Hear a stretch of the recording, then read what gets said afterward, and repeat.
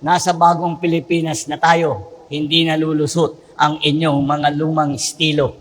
Hindi na pwede ang inyong mga kalokohan ngayon.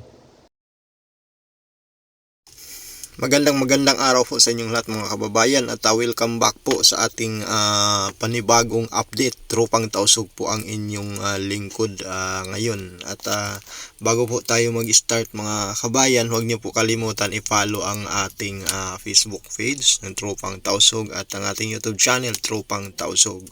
At ito na po mga kababayan at ang ating mahal na Pangulong Bongbong Marcos at nagtungo po sa Antique, no, upang mamigay po ng mga rice mga idol at muling tiniyak ng ating Pangulo mga kababayan, no, sa mga smuggler na hindi na ho lulusot yung mga kalukuhan, mga ginagawa ng mga smuggler sa ating bansa.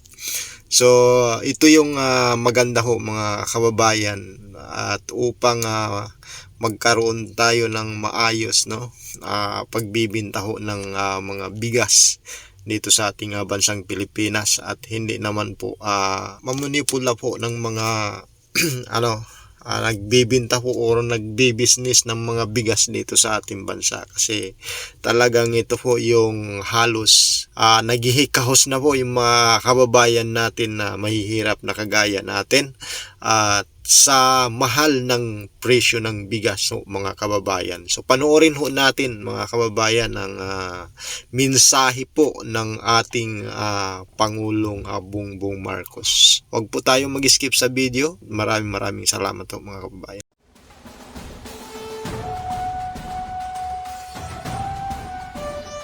Seryoso po ang gobyerno sa paglutas ng mga suliranin sa agrikultura.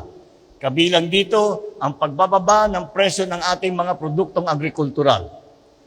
Kaya magsilbi itong babala sa mga smuggler, sa mga hoarder at sindikato diyan.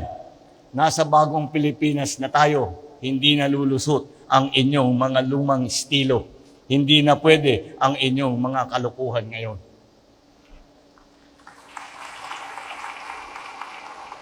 Iniimbitahan ko naman ang buong sambayan ng Pilipino, kasama kayo mga taga-Antique, na maging mapagmatyag at maging katuwang sa pamahalaan, sa pagsugpo sa mga salot at pagsasamantala sa lipunan. So, yun po mga kababayan, no, at napanood po natin ang mensahe po ng ating mahal na Pangulo. Grabe mga kababayan. Talagang ang napapansin ko dito, hindi naman ho talaga weak leader. Talagang ito ho, linalabas na po unti-unti ho yung sungay nitong mga kababayan, at para ho sa pagmamahal po sa mga kababayan natin Pilipino sa ating bansang Pilipinas mga kababayan, no. So upang umunlad ang ating bansa, talagang ginagawa ho lahat ng ating Pangulong Bongbong Marcos mga kababayan ang kanyang trabaho para sa mga mamamayang Pilipino, lalong-lalo na ho sa larangan ng agriculture mga kababayan. Talagang nabubulol na ako. Talagang kasi siya po dito yung namamahala po sa agriculture po sa ating bansang Pilipinas. So